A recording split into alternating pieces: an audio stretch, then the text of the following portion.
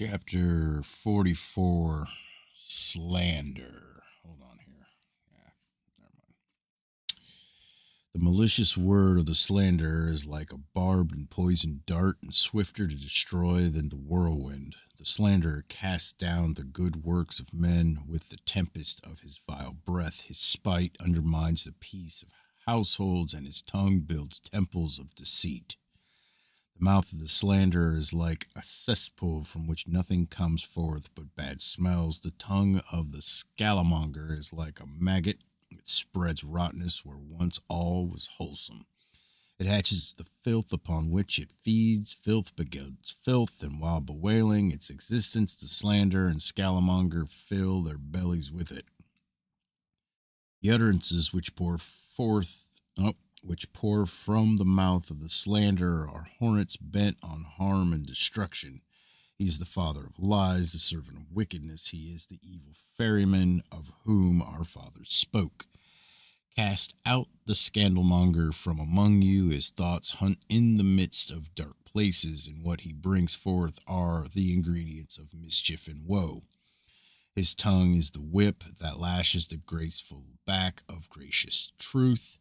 If the water be dirty, can the linen be clean, though washed 10 times over? His words are barbed and his tongue poisoned. He is the cur's whelp, and his habitation should be a dung heap. He is jealous of the contentment and joy of others, which he cannot know. Therefore he causes enmity and sorrow to arise among them, and therein he finds his perverted pleasure. Never permit the slanderer or scalamonger to greet you as a friend, lest you lose the regard of your neighbors. Avoid his son, for a rotten tree does not bear sound fruit. The unbridled tongue of the gossiping scalamonger seeks out trouble and spreads it abroad. If it cannot be found, he will make it, for to him it is a commodity.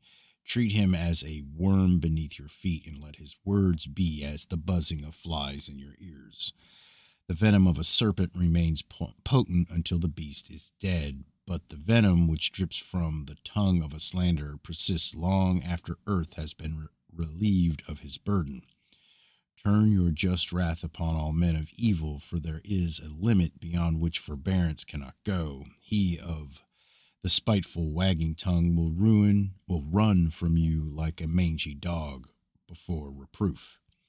Be warned by the brotherhood of the wagging tongue. Take care to guard yours at all times, for an unguarded tongue runs to loose talk. The tongue of a man filled with potent drink is like a horse with the bit in its teeth. Be on guard when discussing the absent one, lest you do him wrong, for rarely is the absent one in the right. Place not your ear at the hatchway, nor listen to the talk and counsel that it may be repeated on the streets. Never collect with your ears in one man's home and empty the catch through your mouth in another's.